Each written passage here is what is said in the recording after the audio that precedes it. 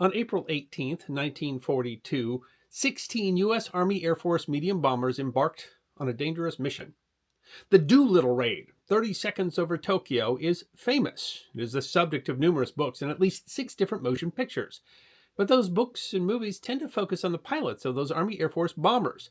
But it wasn't just an Army Air Force mission. The Navy was there too. They had their own plans, took their own risks, and have their own story that deserves to be remembered. The U.S. Naval History and Heritage Command explains the idea of the raid. Conceived in January 1942 in the wake of the devastating Japanese surprise attack on Pearl Harbor, the Joint Army Navy Bombing Project was to bomb Japanese industrial centers, to inflict both material and psychological damage upon the enemy. Planners hoped that the former would include the destruction of specific targets, with ensuing confusion and retardation of production. Those who planned the attacks on the Japanese homeland hoped to induce the enemy to recall combat equipment from other theaters for home defense and incite a fear complex in Japan. Additionally, it was hoped that the prosecution of the raid would improve the United States' relationship with its allies and receive a favorable reaction on the part of the American people. These were lofty goals, but the scenario was unlikely. Naval historian Jack Sweetman wrote in 1995 edition of the journal Naval History. Foreseeing the huge boost it would give U.S. and Allied morale, the President had been urging his service chiefs since the closing weeks of 1941 to find a way to bomb the Japanese home islands. But the website DoolittleRaid.net writes, the idea of bombing Japan was met with skepticism from the military leadership. It seemed an unfeasible idea. While the U.S. was rapidly building long-range bombers, they had nothing in the arsenal that could carry on that sort of mission.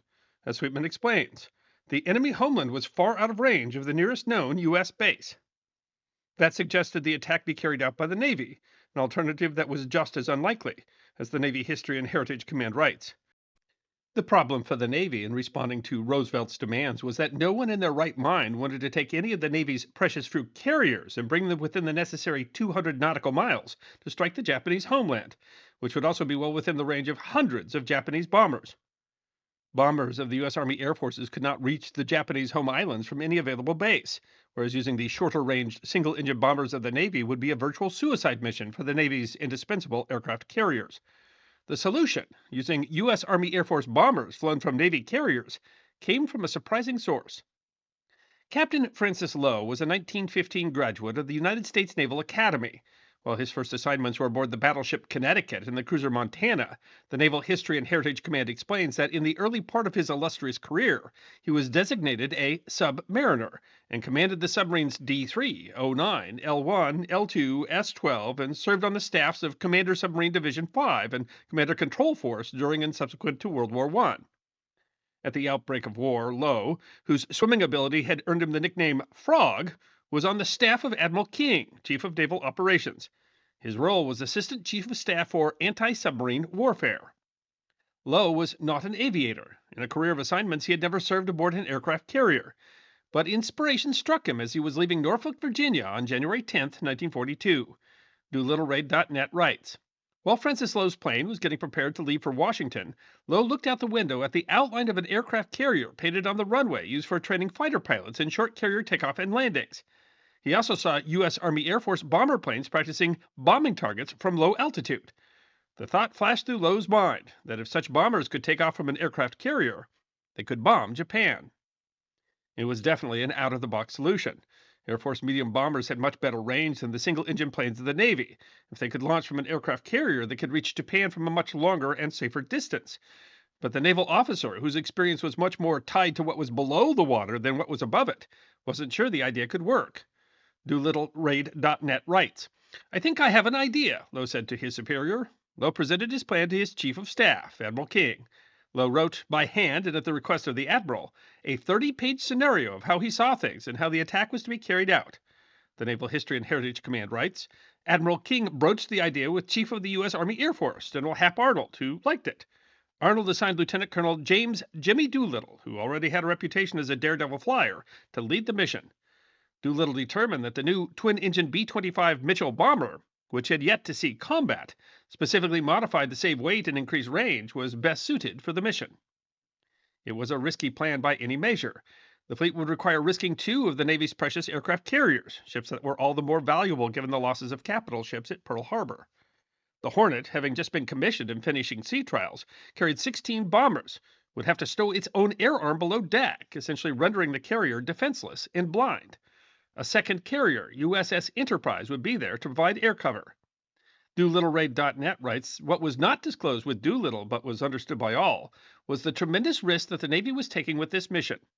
If marauding Japanese submarines discovered the 16-ship force steaming west, it would gain unprecedented opportunity to cripple what was left of the U.S. Navy's strength in the Pacific. Coupled with Japanese attack by long-range bombers or heavy aircraft carrier force, it would mean the end of American naval strength in the Pacific for months to come. The B-25 had never been tested in combat, and the bombers would require extensive modification in a short period of time and under the strictest secrecy. The bombers were modified with extra fuel tanks and had defensive weaponry removed to lower weight. The guns at the rear of the plane were replaced with mock gun barrels made of broomsticks. The planes would also not be carrying the secret Norden bomb sight, as there was too much perceived risk that one might be captured. One of the raiders devised a simple replacement called the Mark Twain, materials for which reportedly cost 20 cents. While initial tests from the deck of the Hornet in Norfolk demonstrated proof of concept that takeoff was possible, there was a problem. The bombers might be able to take off from one of the Navy's carriers, but they couldn't land on one. They would have to land elsewhere. Takeoff itself would be an adventure. While the volunteer crews were given Navy training under Navy Lieutenant Henry L. Miller at Eglin Field, Florida, it was not under real conditions. The first time that any of them would be taking off in a fully loaded bomber from the pitching deck of an aircraft carrier was when the mission launched for Tokyo. Despite the secrecy of the plans, the Japanese were not completely in the dark. The Naval History and Heritage Command writes that Japanese Admiral Isaruko Yamamoto, Commander-in-Chief of the Combined Fleet, was deeply concerned about the possibility of a U.S. carrier raid on the Japanese homeland. Under the assumption that U.S. carriers would have to approach within 200 miles of Japan to launch an attack with carrier aircraft, Yamamoto directed the establishment of a fairly dense line of picket vessels at 600 to 700 miles from Japan, which provides sufficient early warning for the Japanese to react and counter the U.S. raid. These vessels would be a danger. William Halsey, in command of Task Force 16, was under orders not to risk his carriers. While the plan was to carry Doolittle's planes to within 450 miles of the home islands, if the task force was discovered, they would have to launch immediately, or if too far away, abandon the plan altogether. U.S. Navy Commander John D. Alden writes of these picket vessels. Standard histories of the World War II campaign against Japan have almost nothing to say about them. They were judged too small and insignificant to be counted in the official record of Japanese ships sunk by our forces during the war, so the usual tallies of ships credited to each of our submarines do not include them. Descriptions of the Imperial Japanese Navy provide little information about them, and there was nothing like them in the U.S. Navy. What manner of opponents were these boats? Unlike the U.S. Navy, which preferred to build most of its smaller types of warships from the keel up, the Japanese Navy mobilized hundreds of fishing craft and other commercial types to serve as converted gunboats, minesweepers, patrol boats, submarine chasers, and auxiliaries of various kinds. Alterations were held to a minimum. The ships retained their commercial Maru names, and many of the crews were simply enrolled as reservists and retained on board. The small vessels were lightly armed, although each carried 4 depth charges, something which would be a constant difficulty for U.S. submarine crews. But their most dangerous weapon was their powerful radio transmitters, with antennas mounted high up on their masts.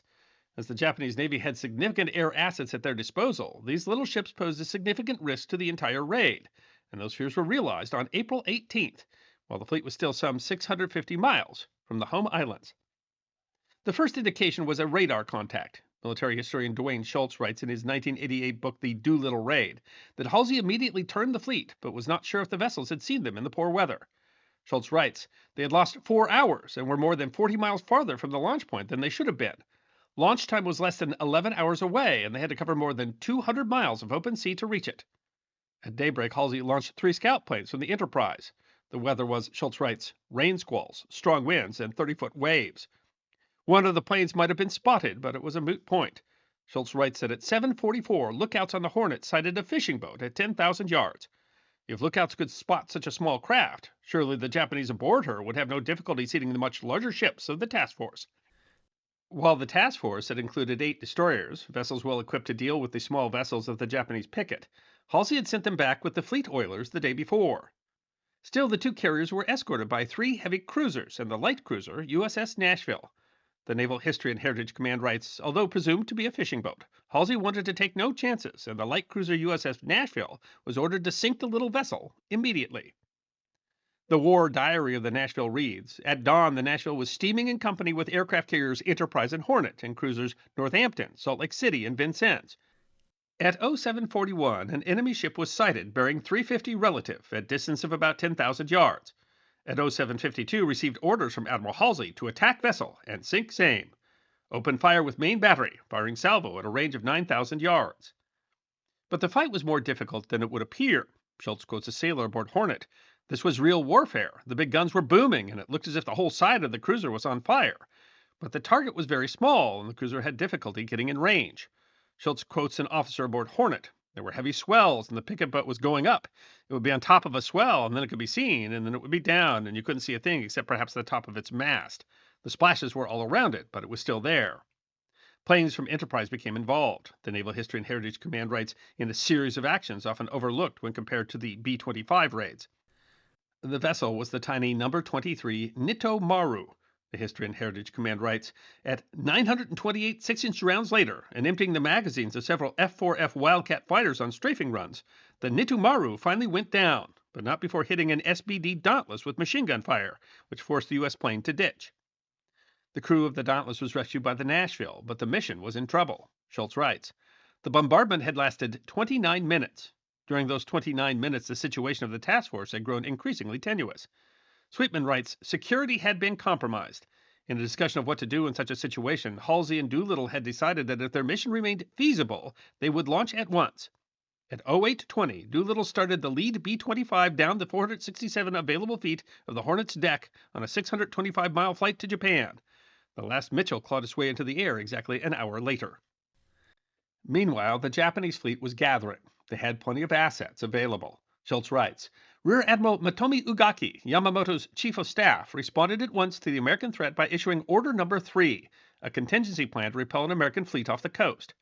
Ugaki had ample resources to attack the advancing American ships, including 35 planes recently returned from the Philippines, 63 planes from the aircraft carrier Kaga, 90 fighters, 80 medium bombers, 36 carrier bombers, and 2 flying boats. The Japanese Second Fleet, consisting of 10 destroyers and 6 heavy cruisers, had just returned from the Indian Ocean. A 5-carrier task force of the First Air Fleet was on the way back from the Indian Ocean and now south of Formosa. 9 submarines were within range of the American ships, 3 of them only 200 miles west of Halsey's task force. Admiral Ugaki ordered all ships to head towards the location reported by Nitomaru. While Doolittle's planes were launching, the Nashville and planes from Enterprise were attacking all of the picket ships in the area, sinking 4, including Nitomaru, and damaging 6 others. The Naval History and Heritage Command writes, "The Doolittle Raid had temporarily put that portion of the Japanese Navy's offshore warning network out of commission." Doolittle's raid can only be called a success. Apparently, the Japanese High Command never even considered the possibility that twin-engine medium bombers would be taking off from an aircraft carrier. Amid confused reports and at least one incident of confusing the raiders as being Japanese, all 16 of Doolittle's raiders made it to their targets in Japan. They then proceeded to landing areas in China and Soviet Russia, and what happened to those planes and those crews is the subject of numerous books and movies, but the role played by the Navy is relatively forgotten. Meanwhile, the Imperial Japanese Navy sent a significant fleet, chasing fruitlessly after Halsey. 2 cruiser divisions, 11 submarines, and 4 aircraft carriers, all operating under the assumption that Halsey would have to have sailed within 200 miles of the home island. They never even got near him. It's often been said that the Doolittle Raid, which did relatively little damage but had a large effect on morale on both sides, helped to convince the Japanese High Command to approve a plan by Admiral Yamato to attack the American-held island of Midway, precipitating the Battle of Midway, which is considered to be a turning point in the war. But perhaps just as importantly, the Doolittle Raid kept the Hornet and the Enterprise from participating in the May 1942 Battle of the Coral Sea. Had 2 of the Navy's 4 aircraft carriers in the Pacific been present for the first major naval battle between aircraft carriers, in which the carrier Lexington was sunk and the carrier Yorktown was damaged, that battle might have turned out differently. I hope you enjoyed watching this episode of The History Guy, and if you did, please feel free to like and subscribe and share The History Guy with your friends. And if you also believe that history deserves to be remembered, then you can support The History Guy as a member on YouTube, a supporter on our community at Locals, or as a patron on Patreon. You can also check out our great merchandise shop or book a special message from The History Guy on Cameo.